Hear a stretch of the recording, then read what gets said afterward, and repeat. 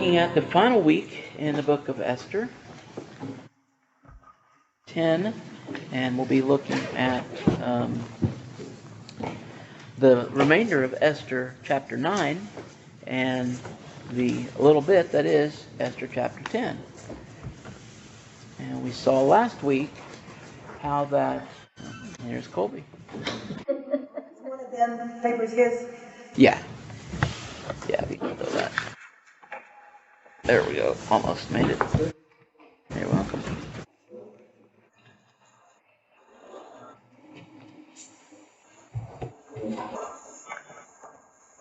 There we are. Okay. Over the past 9 weeks, we've watched God work in hidden but powerful ways. We saw a young Jewish woman became queen through a beauty contest, essentially, and that her cousin, I believe, the faithful man sitting in the king's gate, and God used sleepless nights the king had, and he countered decrees that were being made, and all to rescue his people, and also to basically do away with an enemy of God's people. Like a long time coming, the comeuppance for the Amalekites in that. But tonight, in week 10, Feast for All Time, we'll see how God's people responded to their deliverance, how they established an annual feast so that the memory of what God had done would never be forgotten. And again, the story of Esther didn't end last week with the victory on the 13th of Adar. Again, Adar was the 12th month, and the 13th was the day that the decree said that all their enemies could attack them, kill them, annihilate them, young and old, take all their stuff, and do away with them. But God's guidance in that and His working behind the scenes, Esther was able to show the king what was going to happen, and God reversed everything, and they sent out a competing decree saying that the Jewish people could defend themselves on the 13th of Adar. And then there was also, when that day came, there was also a additional petition that the king basically offered to Esther, and then he answered, and that was to have another day within the capital of Susa to deal with God's enemies there, the enemies of the Jews there. And so anyhow, so that's what we saw last week, was that happened. But now that they've had this victory, it doesn't just end. They're going to make a memorial, basically, of that victory, so they remember it forever. So tonight's big idea: God's great deliverances are meant to be remembered, celebrated, and passed on from generation to generation, so that His people will never forget His faithfulness. And of course, you see that through the Exodus story, and even into Joshua, in that setting up memorials, setting up like stones and stuff like that, and basically it was always with this formula. It's like, when your kids ask later on, like, why do you guys do this, or why is this thing here, then you tell them about God's victory, what He did for you, and then that way the people would remember that, and they wouldn't forget, and they wouldn't turn to other gods. But of course they did forget, and then they did turn to other gods. So by not following the remembrance thing, they ended up hurting themselves, and in a way kind of getting themselves into the predicament that God gets them out of, or rescues them from here. If they'd been faithful, they would still be in the land, and they wouldn't have been exiled to begin with. But neither here nor there. Anyhow, but it's important, I guess, to remember, is the main thing there. So we're going to look at the establishment of the Feast of Purim, the purpose and practices of the feast, Mordecai's final position and character, and how the whole book points us to God's hidden but faithful hand. So let's start here with the first 8 verses, if someone wants to read them, or we could break it up into 4 and 4 if you want. But it's the establishment of Purim. It's in Esther 9:20 through 28.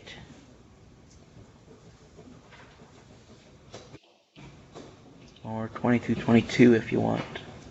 And Mordecai wrote these things and sent letters unto all the Jews that were in all the provinces of the king Ahasuerus, both nigh and far, to establish this among them, that they should keep the 14th day of the month Adar, and the 15th day of the same yearly, as the days wherein the Jews rested from their enemies, and the month which was turned unto them from sorrow to joy, and from mourning into a good day, that they should make them days of feasting and joy, and of sending portions one to another, and gifts to the poor.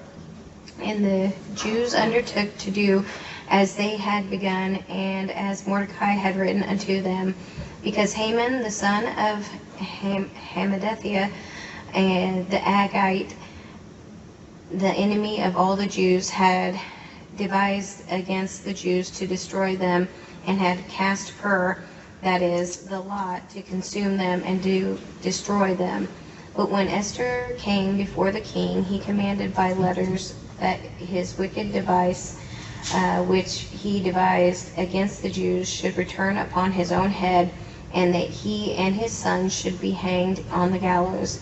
Wherefore they called these days Purim, after the name of Pur. Therefore, for all the words of this letter, and of that which they had seen concerning this matter, and which had come unto them, the Jews ordained, and took upon them, and upon their seed, and upon all such as joined themselves unto them, so as it should not fail, that they would keep these 2 days according to their writing, and according to their appointed time every year, and that these days should be remembered and kept throughout every generation, every family, every province, and every city, and that these days of Purim should not fail from among the Jews, nor the memorial of them perish from their seed. Thank you. That was a marathon. Yes. Yeah.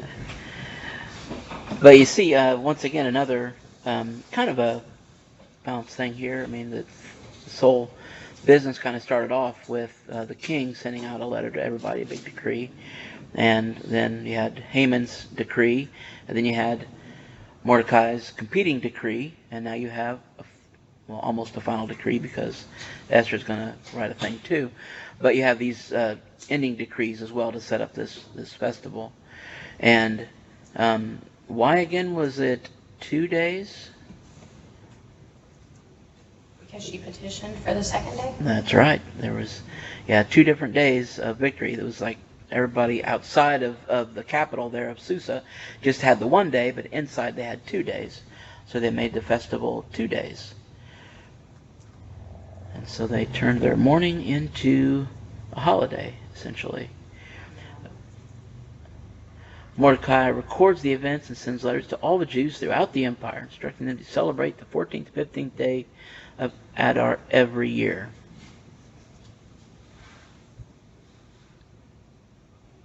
Because that was the day they rested. Yes. These are to be days of feasting and joy, of sending presents to one another and gifts to the poor, the days when sorrow was turned to joy and mourning into a holiday. And of course it mentions that it's named Purim after Pur, the lot, which is another name for the lot. Why gifts to the poor, I wonder? I don't know. It's a nice thing to why do, did I that guess. stand out? I thought they were all poor, but okay. Well, no, I mean, some of them, that was part of the thing, I think. One of the factors that Haman was probably counting on was the fact that the Jews had done well. And so that was why it's like his decree said take their spoil as well. So it made it a worthwhile thing. It wasn't just, I don't like Colby. It's like, well, I don't like him, but I really want to take all of his stuff too.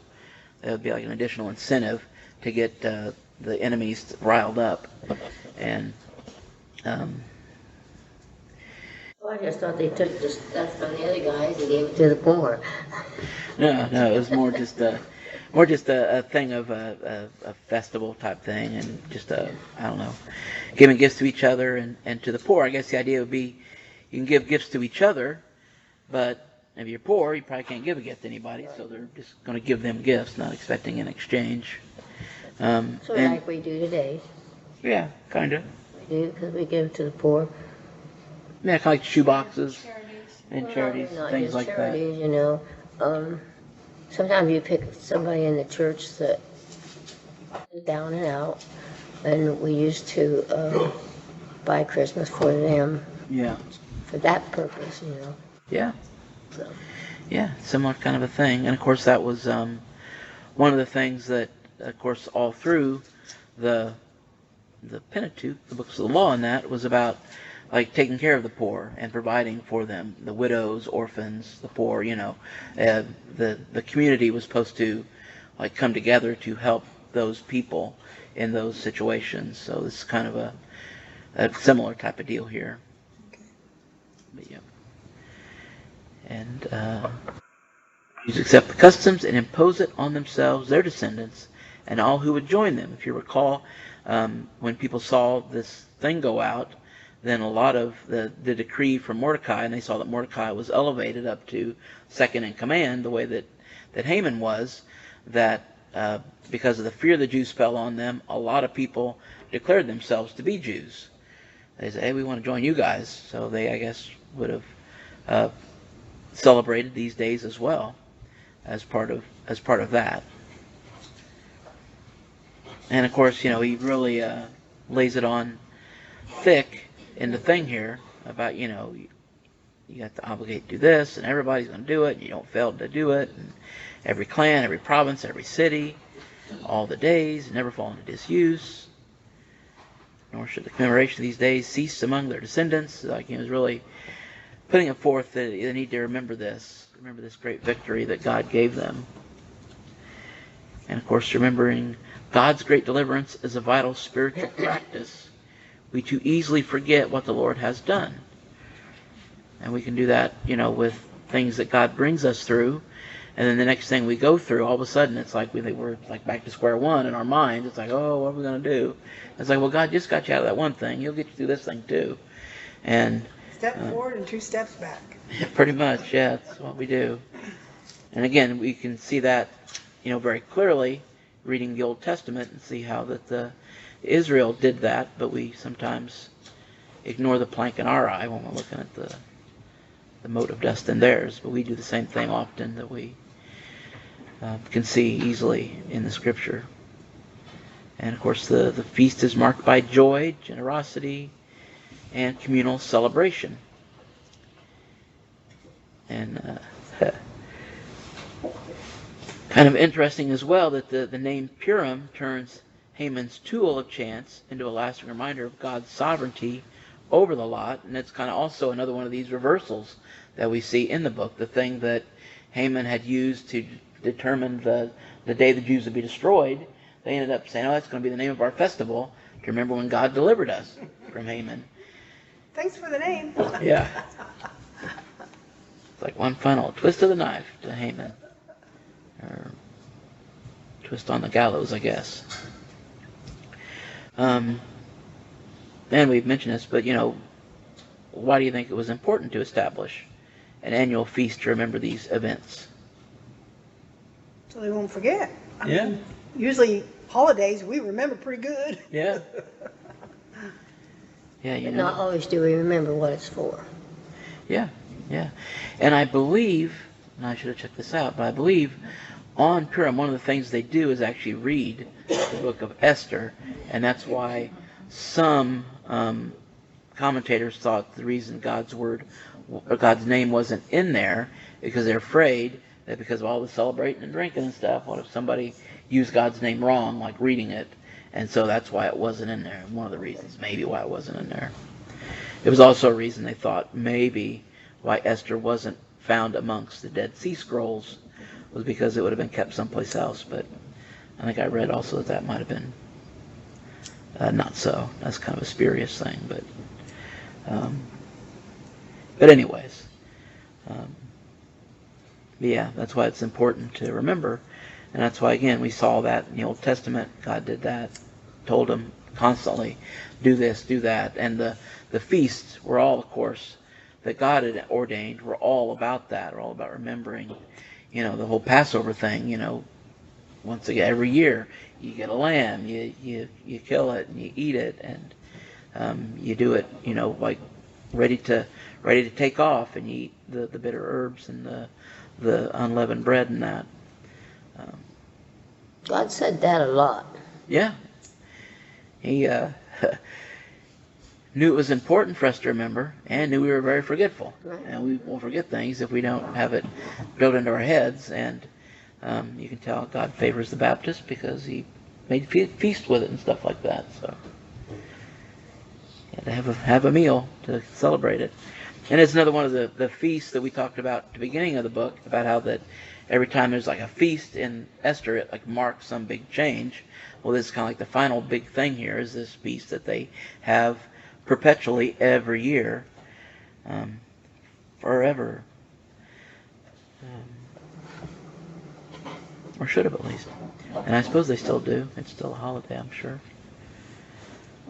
But we don't see it mentioned in the New Testament, but that's another here nor there, really, but it's just not mentioned. But at our fill in the blanks. Number 1, Mordecai sent letters instructing the Jews to celebrate the 14th and 15th day of Adar as days of feasting and joy, of sending presents to one another and gifts to the who? The poor. The poor. Number 2, these days were to be remembered as the time when sorrow was turned to joy and mourning into a what? Holiday. Into a holiday. Very good. Number 3, the feast named Purim, after the what that Haman had cast? Lot. The lot or the pure? Or pur, I don't know. Number 4, the Jews accepted the custom so that the what of those days could never perish from among their descendants. Memory of those days, or these days.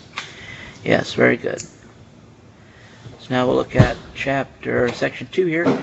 Confirmation by Esther and the character of the feast. So would someone like to read Esther 9:29 through 32?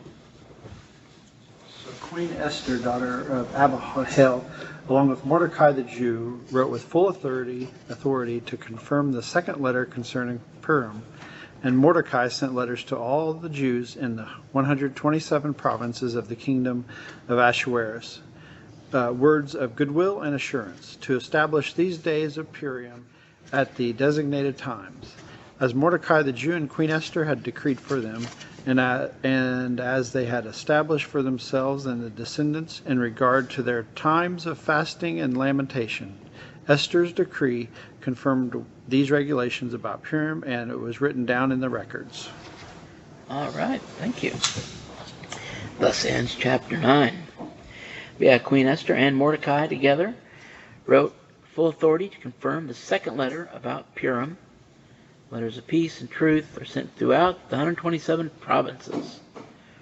The days of Purim are confirmed at their appointed time, along with the related practices of fasting and lamentation. The decree of Esther confirms these matters. It is written in the book. Again, that important book that I guess Mordecai's finding out and foiling the assassination decree. The same sort of book, history books that they had to remember things within the kingdom. We see both Mordecai and Esther use their authority to make the observance permanent. The feast includes not only joy, but also the memory of fasting and lamenting. The full story of sorrow turned to gladness. The celebration is to be kept throughout every generation, every family, every province, and every city. And again, so that's another thing about remembering why they did it. If they tell the story, well, why was everybody lamenting and fasting? It's like, well, because of this decree, and Esther said we're going to fast. And then why are we having this joy? Well, because we got to, defeat the enemies. But true remembrance includes both the pain of the threat and the joy of the deliverance. God wants the whole story told so that his faithfulness is clearly seen. That's kind of important, I suppose. And again, with the Passover, they ate bitter herbs of affliction and that of slavery, and they would eat ready to, leave, and all that stuff was, to remind them in one hand, to remind them what happened, but also look forward to what Jesus is going to do, as we've seen. So how does including both the fasting lamenting and the feasting joy make the celebration of Purim more meaningful? You can focus and think about it. Yeah, I think. Distractions. I think you see that a lot with different things. Like, we see that with like Christmas or whatever, where it becomes like a big thing just about getting gifts and the celebration and that. And you can lose sight of the reason for the season, so to speak. Being the reason for we celebrate the holiday is supposed to be thinking about what Jesus did and Him coming and the first Advent, and then looking forward to the second Advent as well. And it's easy to get wrapped up in like one part of it, and Purim would be very much kind of a like how we do Christmas type of thing, where you're getting gifts and sending them to each other and giving gifts to people, and if that was all it was, then pretty soon, it'd be, I don't know, keep the pure in Purim. I don't know what they'd say, but something, it'd be, you got to remember the whole thing and not just remember this little fun part of it. So yeah, it's important to remember the whole thing. So number 5 in our fill in the blank, Queen Esther, together with Mordecai, wrote with full authority to confirm the second letter about what? The Purim. Purim. Right. Number 6, the celebration was to be kept throughout every generation, every family, every providence, and everywhere? City. That's right. Number 7, the feast included not only joy, but also the memory of fasting and what? Lamentations. Here are the lamentations of their women, as they say. So let's look now at chapter 10, Mordecai's final position. Esther 10, 1 through 3. Would someone like to read those verses, please? King Ahasuerus imposed tribute to the land and on the islands of the sea. Now all the acts of his power and his might, and the account of his greatness of Mordecai, to which the king advanced him, as they were not written in the book of the Chronicles of the kings of Media and Persia. For Mordecai the Jew was second to King Ahasuerus, and was great among the Jews, and well received by the multitude of his brethren, seeking the good of his people, and speaking peace to all his countrymen. All right. Very good. Thank you. So King Ahasuerus here imposes tribute on the land and the coastlands. That would be basically, everywhere. Coastlands usually talking about like the furthest parts out, of course, because beyond them is the sea. But and the acts of his power and the account of Mordecai's greatness are written in the Chronicles of the kings of Media and Persia. Mordecai the Jew is second only to King Ahasuerus. He is great among the Jews, well received by his many brethren, seeking the good of his people and speaking peace to all his countrymen. So again, it shows how God was able to use this not only to save his people, like actually fulfill the sentence against the Amalekites, and rescue the Jews from their enemies, and basically punish the enemies, but also then elevate someone who would have the Jews, well-being in mind as one of his priorities. That was, Mordecai's whole thing. And so now all of a sudden he's in a position of power. He's been elevated to that power to do it. And the book ends not with Esther, but with Mordecai in a position of ongoing influence and care for his people. He used this high position not for personal gain, but to seek the good of the Jewish people and to speak peace. God's providence has moved him from sitting at the gate to second in the kingdom. Yet his heart remains for his people. And God often elevates his people so that they can serve others. True greatness is measured by seeking the good of God's people and speaking peace. That's humility right there, right? Part of that, yeah. I mean, he's Helping the other people, yeah. not just for himself. Yeah, I think part of the humility would be like he didn't, kind of like we saw the opposite of that with Haman, where the king says, hey, I want to honor somebody. And he goes, well, obviously that's me. Who else would the king ever want to honor except for me? I'm the greatest ever was. So Mordecai's not like that. He still, I think, recognizes the fact that God, put him in that place, kind of the same way that he had said to Esther. He said, who knows, maybe God put you in this for just this time. And so he's probably thinking that himself. It's like, well, God put me in this place for this time that I can do this good for my people. Do good for God's people here. And, it's a thing that we've seen with Joshua in Egypt, or Joseph rather, in Egypt, and with Daniel in Babylon, and now Esther and Mordecai here in Persia, and the Medes and the Persians. So,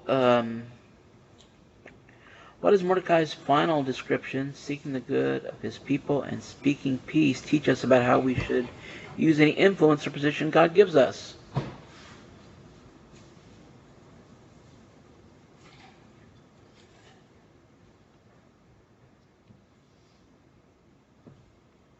What should we do when we rise to positions of any kind of authority or any sort of... Don't forget the little guy. Give the glory to God, yeah. Don't forget the little guys. But, definitely seeking the good of God's people. Furthering God's agenda. Mordecai didn't get the position and say, well, I'm second in command over all the kingdoms, so I'm going to not... And Esther was a big part of it. Just not Mordecai. Yeah. Both of them. But of course, she'd already been elevated to the highest position she could be. She could, she's already the queen. Because he gets raised up as well. At the end of the book, Mordecai the Jew was what only to King Ahasuerus? Second only. Yep, second in command. Mordecai used his high position to seek the good of his people and to speak what to all his countrymen? Peace. Peace. Right. And, we can see the Feast of Purim was established so that God's people would never forget a great deliverance. And in far greater way, Jesus established a meal of remembrance, the Lord's Supper, so that we would never forget the greatest delivery of all. At the cross, the day that looked like total defeat became the day of decisive victory. Sorrow was turned to joy, mourning into dancing, and death into life. Just as the Jews were called to remember Purim every year, we are called to remember Christ's death and resurrection until he comes in the form of doing the Lord's Supper, communion. Well, that's their Passover too, right? What's that? I said our Easter is their Passover, right? Yeah. What? Yeah. Because Jews don't believe in Jesus, so. Kind of. They don't believe in Jesus, but kind of. Ours would actually be the Feast of First Fruits would actually be more analogous to that'd be the same day. It was like it'll be the day after that, the Sabbath after. The Sabbath was that I think the First Fruits, and the next day would be the Sunday. That's when we would have Easter. So, but yeah, I meant Good Friday. I guess Good Friday would be Passover, right? Kind of, maybe. It's hard to Sundown. say. There's a whole question about the timing of that, about how everything worked out. Because that's why they ate the Lord's Supper, right, during Passover? Yeah, the day of preparation, I think. So it may have been the day before, because then Jesus was crucified on the day and the time when they were slaughtering the Passover lambs and that. So there's like a whole thing there. So really you have you have Passover, Feast of Unleavened Bread, and First Fruits, I think, are all within that Passover or the Passion Week, basically. Yeah. There was, so many days, but it was all rolled into, three things that we kind of do into one. But we can still look and see how that, and Jesus fulfilled those things, as well as Pentecost. That was the next feast that came up. It's the 50 days after the thing. But anyhow, all those Jesus fulfilled, and the next three he's or waiting to be fulfilled by him. But you got something, ma'am? Yeah, you were talking earlier about, it's called poetic justice in the book of Esther, and it says poetic justice is a literary term used to describe the rewards or punishments characters earn, often in an ironic manner, in proportion to their virtue or vice. That the godly Jew Mordecai was honored by the king and kept from death, while the evil Persian Haman fell out of favor with the king and was killed is just one example.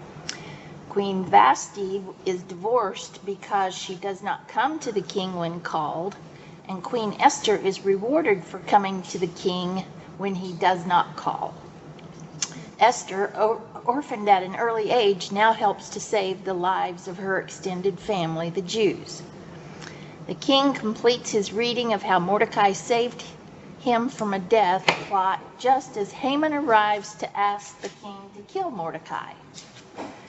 Haman tells the king how to honor a hero, thinking he is that hero, when the hero is actually his enemy, Mordecai. Haman builds gallows for the hanging of Mordecai, gallows on which he himself is then hanged.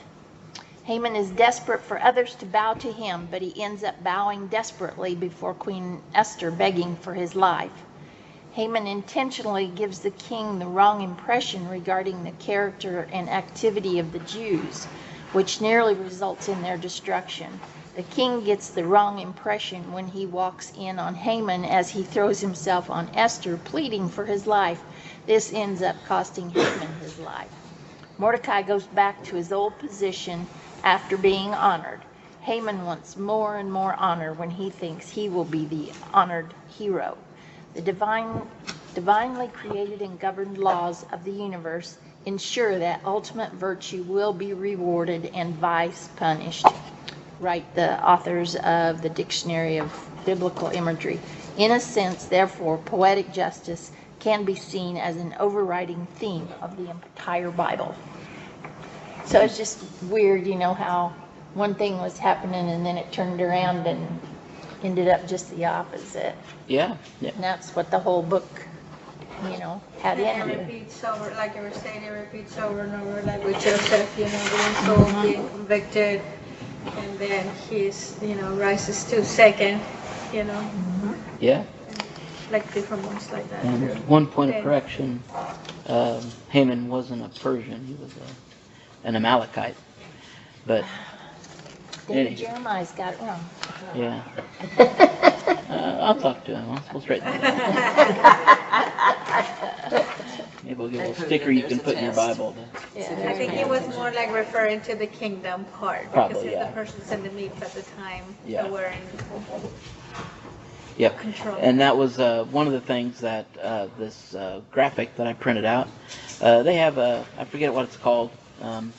It's called the Bible Project down there. They do like little animations, kind of whiteboard type animations where they talk about it and they kind of like shows them drawing it in and stuff like that. They're kind of interesting. But this was the first thing that it had this pike this guy was putting up, and it's like, wait a minute, that's not right. And then I looked into it and it's like, oh, that is right. But anyhow, this shows like basically if you look at the like number 6 in this, that's when the story pivots, and that was with the king's sleepless night, and then Haman coming in to want to kill Mordecai. But everything, like from that point on, everything just starts going back the right way. Look at Mordecai's face. That's what I pointed out to Roseanne. I said, When he's taking that horse. Yeah. Not happy at all. That's funny. Yep. And they make a big deal about King Ahasuerus being drunk all through here. He's always drinking and stuff, but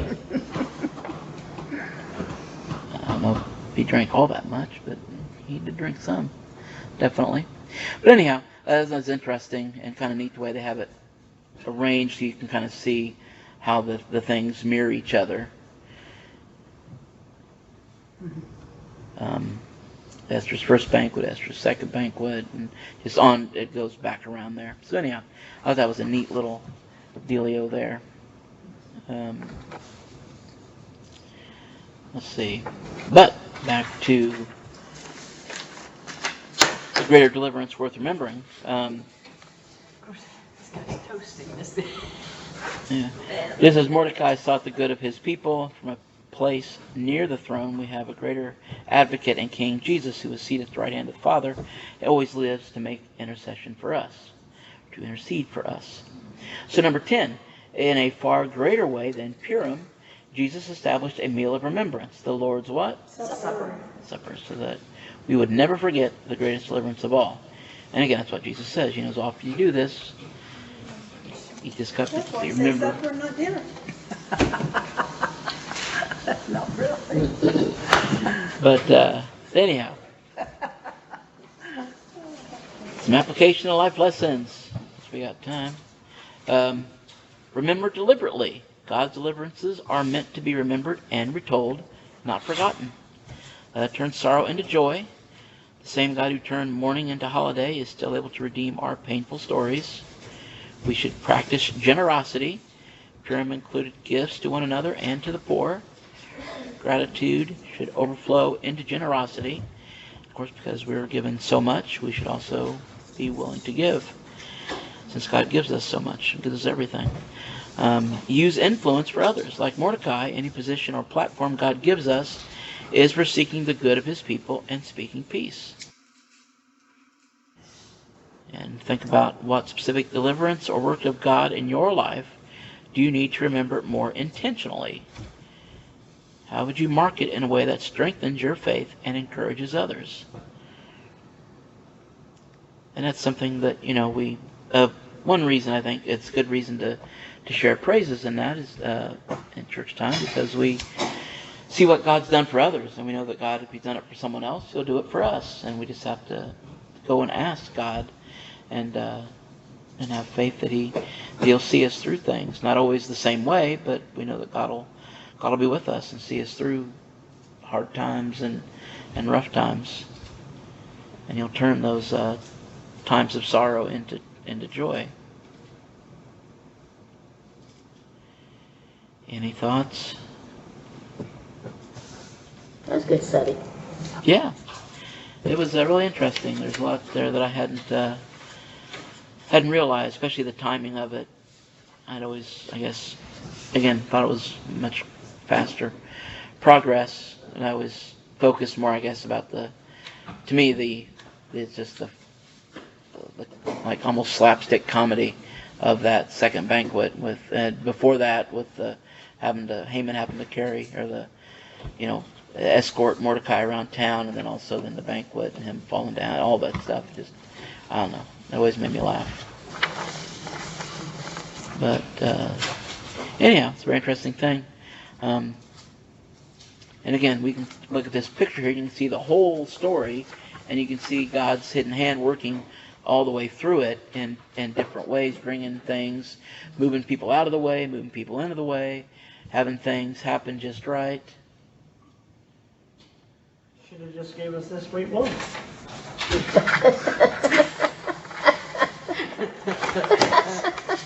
What did you say?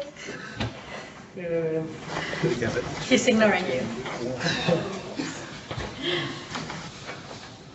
I think that flew over his head. It's just kind of not saying He does, but it's like God has a little humor. Like you said, Yeah. a little humor out of it. I know it's maybe not humor, that kind of humor, but Yeah, it's the poetic justice that Ruth Ann read about there. So on the 13th, it was counteracting the decree, but is it 14, 13, 14? 13th. 13. Yeah, then the And 14th. then the 14 was added, but it's not counteracting anything, it's just going at it, right? Yeah, well, it was just continuing, and it was like just in that city. It wasn't like Right. a full-blown thing. But there was no rule for the other guys to come after that next day. Yeah, but if they did, then they could. That's, I guess, part of the deal was the fact that they thought they would still, and they must have, based on the fact that they killed like 300 more, I think, or 400 more, however many more on the next day. So yeah.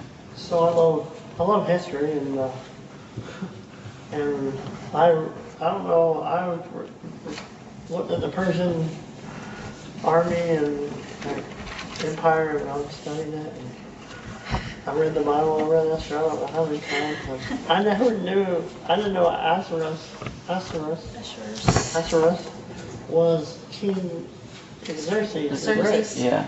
I had no idea.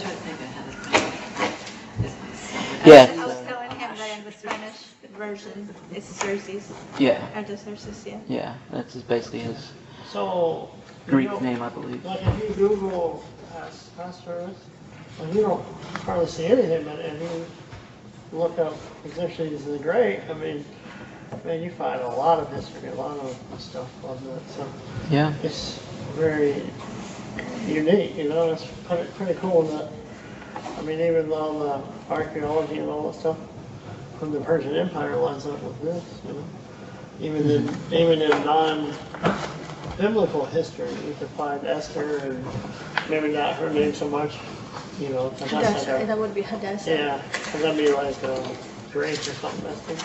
Yeah.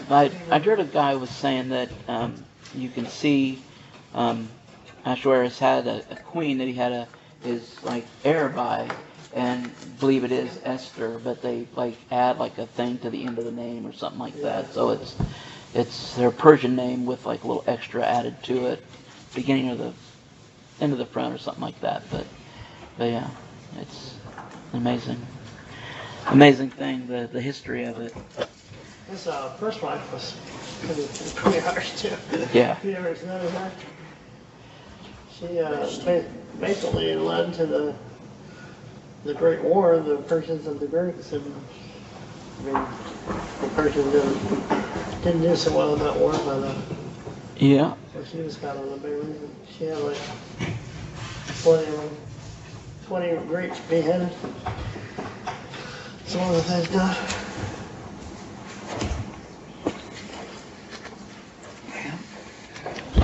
Anything else?